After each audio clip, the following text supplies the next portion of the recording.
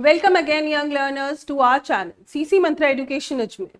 हम लोगों ने स्टार्ट कर दी है क्लास 12 की Indian economic development and we have completed the first chapter of Indian economic development that is Indian economy on the eve of independence. Content हमारा complete हो चुका है 4 वीडियोस में। जिन्होंने वो वीडियोस अब तक नहीं देखे हैं, नीचे डिस्क्रिप्शन बॉक्स में लिंक गिवन है, आप वहां जाकर उन वीडियोस को देख सकते हैं। आज से हम लोग स्टार्ट करेंगे MCQs of the chapter that is very much important for term 1 of session 2021-22. So let's start. The first question is the main reason for stagnation in agriculture sector during the British rule was, as we have done, that each sector was facing the backwardness and the stagnation. Here the question is that we have to find out the reason behind the stagnation in agriculture during the British rule. So there are various options given. सबसे पहले हमारे पास है land settlement system. एक ऐसा system था जहां पर triangular relationship थी ब्रिटिश गवर्नमेंट की, जमींदार्स की एंड फार्मर्स की, where the zamindars were declared as the permanent owners of the soil and they had to pay a fixed amount on fixed date to the British government and they used to charge the amount from the farmers. There was no check by the British government that what is being charged by the zamindars. Discriminatory tariff policy was the policy related to external trade. जब भी tariff policy है तो external trade से related policy है, तो obviously agriculture sector तो आएगा ही नहीं। फिर हमारे पास आता है इंट्रोडक्शन ऑफ रेलवे। रेलवेज के इंट्रोडक्शन से तो कमर्शियलाइजेशन ऑफ एग्रीकल्चर बढ़ा था। Monopoly control over commercial activities, so that also was for the commercial activities. तो basically देखा जाए तो जिसका ऑप्शन होगा वो होगा ए सही होगा, land settlement system in which the zamindars were declared as the permanent owners of the soil and they used to exploit the farmers as they wanted to, and that is why the farmers had become at the edge of the marginal stage. Then the next question is, which of the following statement is not correct? We have to find out a statement which is not correct. The export surplus during the British rule was used to make payments for expenditure incurred by the colonial government for official sector. What do we mean by export surplus? It is when the value of exports of a country exceed the value of imports of the country. This is always a sign of good economic health for a country when the value of exports are greater than the value of imports. It is said that this surplus was used by the British rule for the colonial government for official setup. क्या British rule उसे अपने official setup के लिए utilize कर रहा था? Yes, it was being utilized by the colonial government for their own official setup. तो ये statement तो सही है। The export surplus during the British rule was used for meeting the expenditures on the war fought by the British government. क्या British government उसे अपने द्वारा लड़ी जाने वाली लड़ाइयों पर यूज कर रही थी? तो ये स्टेटमेंट भी करेक्ट है। Yes, it was being utilized by the British government for the war fought by them.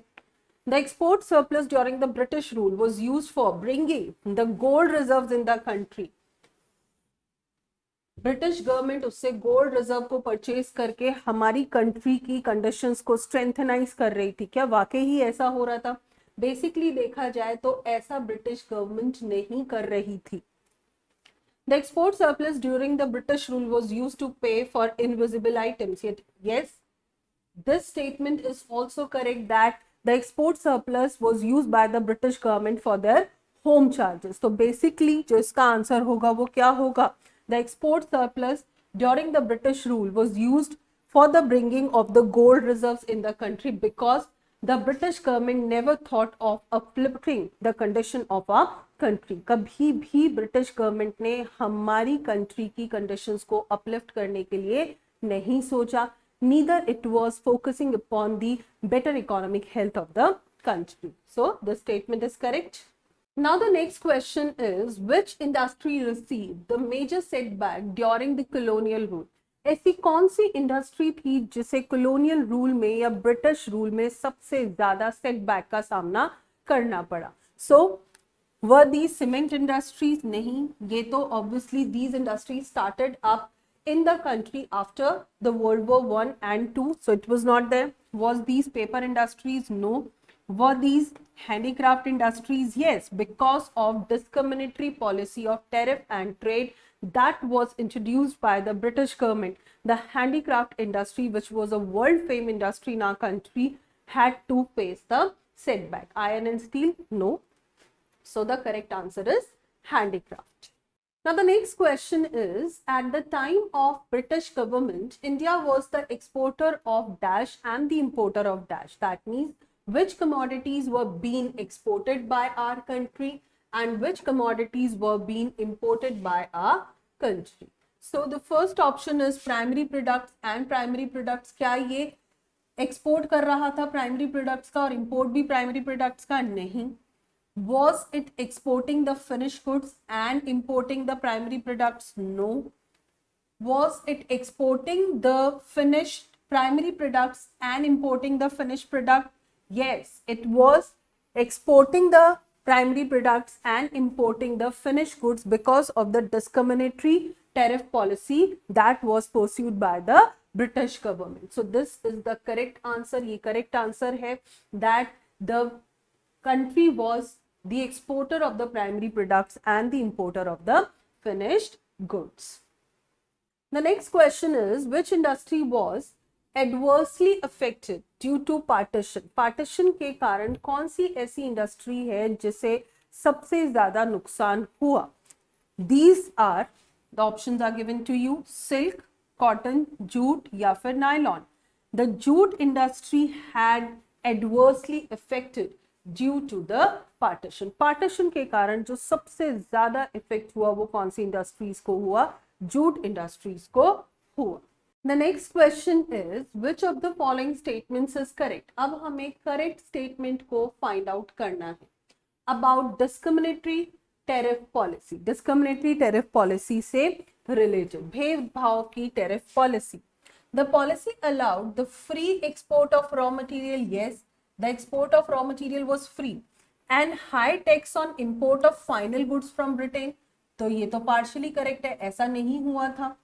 The policy allowed the free export of final goods. क्या final goods का export freely allowed था from India and free import of final goods from Britain? That means कि हम export भी final goods कर रहे थे और import भी final goods कर रहे थे. This statement is also not correct.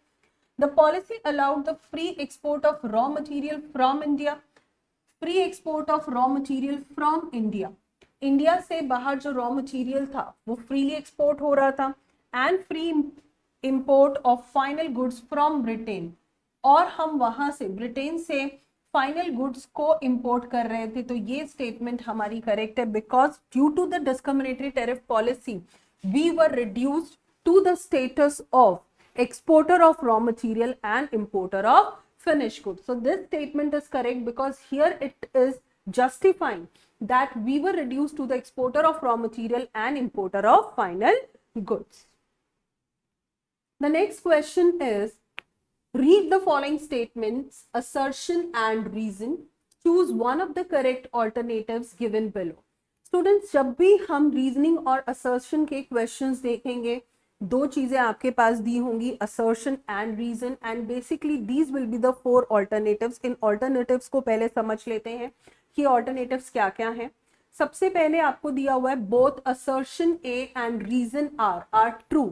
यानी कि जब भी आपको क्वेश्चन दिया होगा कि दोनों चीजें ट्रू हैं और जो रीजन आर है वो सही रीजन है असर्शन ए का. पहला तो आपको यही दिया होगा alternative, and reason R is the correct explanation of assertion A.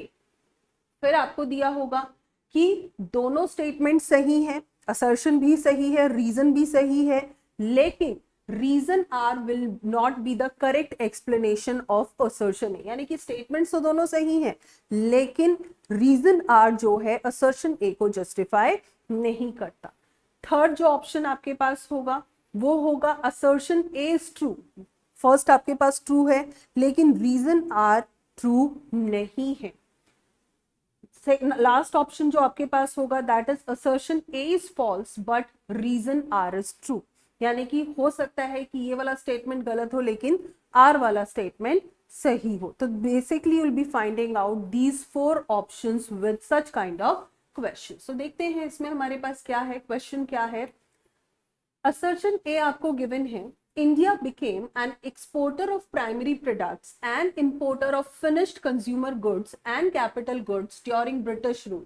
तो ये स्टेटमेंट तो बिल्कुल सही है कि we were reduced by the British government merely on the status of exporter of raw material and importer of the final goods। Restrictive policies of commodity production, trade and tariff pursued by the colonial government adversely affected the structure, composition and volume of India's foreign trade। कह रहा है कि जो government की policies थी like discriminatory tariff policy that was introduced by the British government was one of the reasons behind this। क्या ये इसके पीछे रीजन था? तो this is also true and this is justifying. ये जो स्टेटमेंट है ये जस्टिफाई कर रहा है इस चीज को that we were reduce to the status of exporter of primary products and the importer of finish goods. तो स्टेटमेंट्स दोनों सही भी हैं और ये इसको करेक्टली एक्सप्लेन कर भी रहा है। That is why A will be the correct option for this. Both assertion A and reason are true, दोनों चीजें सही हैं and reason R is the correct explanation of assertion A। reason R जो है assertion A का correct explanation है। तो इस तरीके के questions भी आपके पास आ सकते हैं। The next question is marketable surplus of wheat, यानी कि हम मार्केटेबल सरप्लस किसे कहेंगे? वीट का। मार्केटेबल सरप्लस का मतलब होता है जिससे हम मार्केट में सेल आउट कर सकें। The options are output of wheat minus wheat meant for next cropping season, यानी कि जितना आउटपुट प्रोड्यूस हुआ है उसमें से हमने जो रिटेन कर लिया है नेक्स्ट क्रॉपिंग सीजन के लिए, नहीं, ये तो रिटेन्ड है, सेल आउट करने के लिए है ही नहीं। Output of wheat plus on farm consumption of wheat, supposingly 1000 kilograms of wheat was produced और उसके अलावा जो ऑन फार्म कंजम्पशन हुआ है वो हुआ है 800 का, तो ये तो टोटल ही कितना हो गया? 1800 किलोग्राम्स हो गया। तो क्या ये मार्केट में सेल आउट किया जाएगा? नहीं। So this is also an incorrect option. Output of wheat minus on farm consumption of wheat, supposingly the total of output of wheat was 1000 kilograms and out of which 800 kilograms was being utilized, so 200 kilograms is the residual। so can this be sold off in the market? क्या इसे market में sell out किया जा सकता है? yes, it could be sold off in the market and that is why this will be known as marketable surplus। इसे हम क्या कहेंगे? marketable surplus कहेंगे। So marketable surplus is one which could be sold off in the market after consumption purposes, यानी कि consumption को पूरा करने के बाद जो भी बचता है that could be sold off in the market which is known as marketable surplus। फिर आता है टिस्को was incorporated in, कौन से साल में टिस्को को incorporate किया गया था? in which year the TISCO was established? TISCO is Tata Iron and Steel company. कौन से ईयर में स्टैब्लिश हुई थी? वाज इट 1907, 1906, 1908 और 1909? It was established in 1907। ये कौन से ईयर में स्टैब्लिश हुई थी? 1907 में। फिर है intermediaries between the colonial government and the peasants were called, यानी कि ऐसे इंटरमीडिएरीज जो कि कॉलोनियल गवर्नमेंट और फार्मर्स के बीच में थे। There was a triangular relationship, if you remember, on one head it was British government, on the another end it was the farmers और the peasants. The question is who were here, यहाँ पर कौन थे? Who were the intermediaries between the colonial government and the peasants? Were these rajas? क्या इन्हें हम राजा कहते थे? नहीं। क्या हम इन्हें जमींदार कहते थे? क्या हम इन्हें रॉयतवास कहते थे या महाजन्स कहते थे? These were known as zamindars। So on this edge there were the zamindars who used to exploit the farmers, जो कि farmers को exploit करते थे because they just pay a fixed amount to the British government on fixed date, and the British government was least bothered that what they were extracting from the farmers, and they were free to extract that much that they could. जितना वो चाहते उतना farmers से ले सकते थे. So these were the zamindars who used to exploit the farmers, and these were working as the intermediaries between the colonial government and the peasants. तो इस system को क्या कहेंगे? This system was known as land settlement system. इस system को normally land settlement system कहा जाता था. Now the next question is, read the following statements, assertion and reason. Choose one of the correct alternatives given below. The first statement is, India's foreign trade showed export surplus throughout the colonial period. यानी कि India के foreign trade में throughout the colonial period export surplus थे. That means the value of exports were greater than the value of imports throughout the colonial period. तो yes, it was a correct statement. Then several essential commodities like food grains and clothes were scarcely available in the domestic market. ऐसी essential commodities like food grains and clothes were scarcely available in the domestic market. इनकी domestic market में बहुत कमी थी. Yes, the statement is also correct. But now we have to find out whether reason R justify assertion A. क्या reason R जो है assertion A को justify करता है? देखा जाए तो export surplus का कोई भी relationship नहीं है scarcity of food grains से. Although both the statements are correct. So alternatives we have are both assertion A and reason R are true, and reason R is the correct explanation. नहीं है correct explanation assertion A का. Both assertion A and reason R are true. दोनों चीजें correct हैं. And reason R is not the correct explanation of assertion A. Reason R जो है correct explanation नहीं है assertion A का. ये बात बिल्कुल सही है कि हालांकि ये दोनों स्टेटमेंट सही हैं, पर रीजन आर असर्शन ए को जस्टिफाई नहीं करता. तो that is why B option is correct. The next one is, who amongst the following implemented the zamindari system in India. इनमें से किसने जमींदारी सिस्टम को इम्प्लीमेंट किया इंडिया में? Sir John Shore, James Grant, Lord Cornwallis या Lord Mayo? So the answer is Lord Cornwallis. Lord Cornwallis introduced the zamindari system in India. Zamindari system को India में किसने इंट्रोड्यूस किया? It was Lord Cornwallis.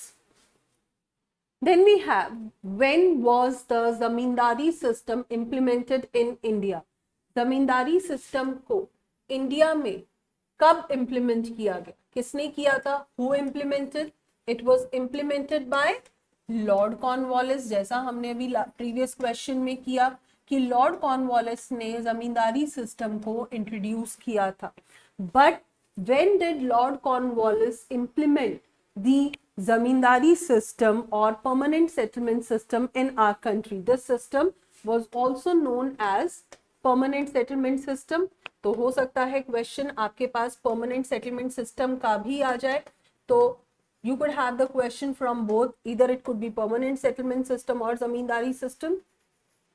So when this was implemented in our country, it was implemented, whether it was implemented in 1789, 1793, 1889 or 1893.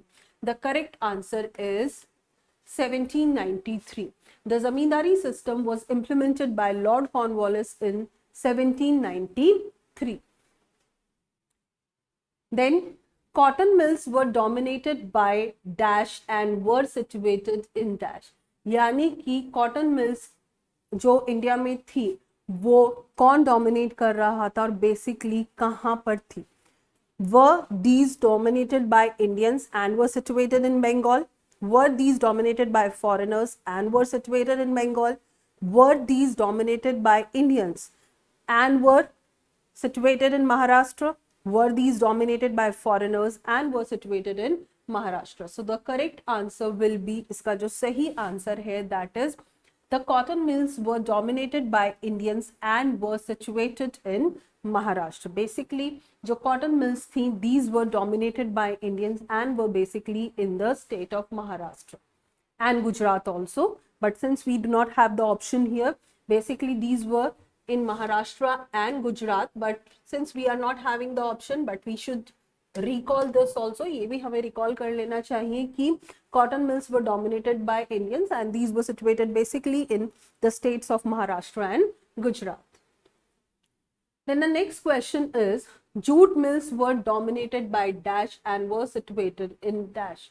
Basically, जैसा मैंने अपने video में बताया था कि at the time of British period, there were two industries only in the country, hardly there were any industrial development, और कुछ जो notable industries थी उसमें cotton और jute industries थी. The cotton industries were dominated by Indians and were situated in Maharashtra and Gujarat, while the jute mills were dominated by dash and were situated in. Were these dominated by Indians and situated in Bengal? Were these dominated by foreigners and situated in Bengal?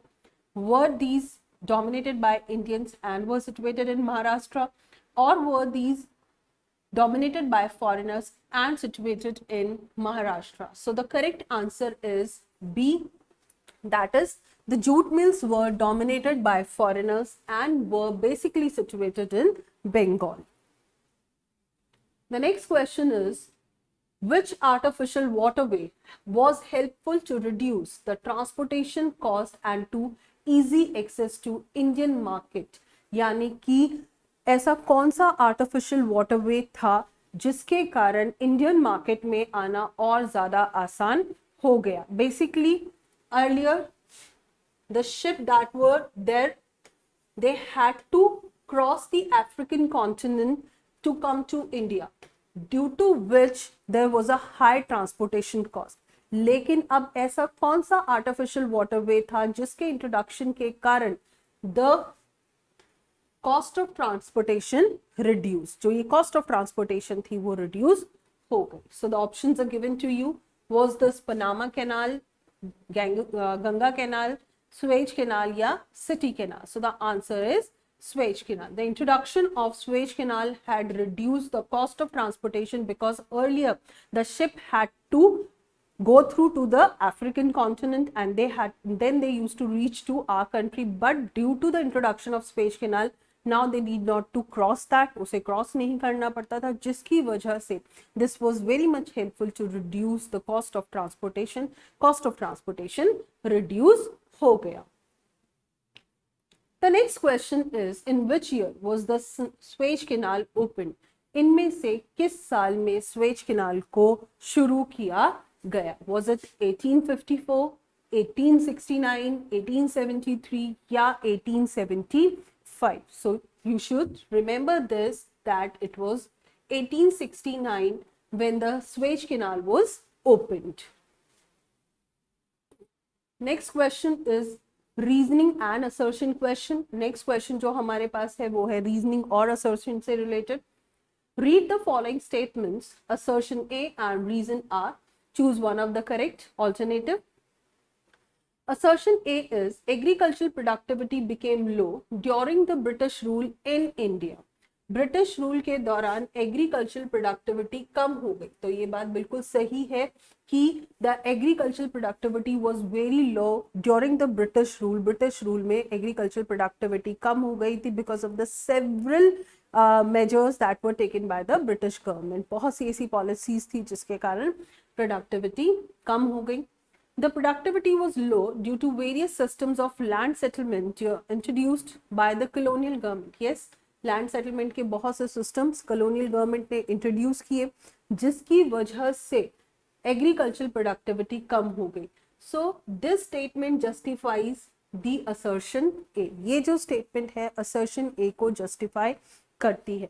तो basically देखा जाए तो दोनों ही statement सही हैं and reason R is the correct explanation of assertion A. तो obviously हमारे पास first option ही सही हो जाएगा, that assertion A as well as reason R are true and reason R is the correct explanation of assertion A. जो reason R है वो सही explanation है assertion A का. Students, with this we have ended up the first part of the MCQs based on chapter 1 of Indian economic development. I hope कि आपको हमारा video ज़रूर पसंद आया होगा। यदि आपको हमारा वीडियो पसंद आता है तो हमारे चैनल को लाइक, शेयर एंड सब्सक्राइब जरूर कीजिए। फिर मिलेंगे नेक्स्ट वीडियो में with the second part of the MCQs। Till then, thank you very much.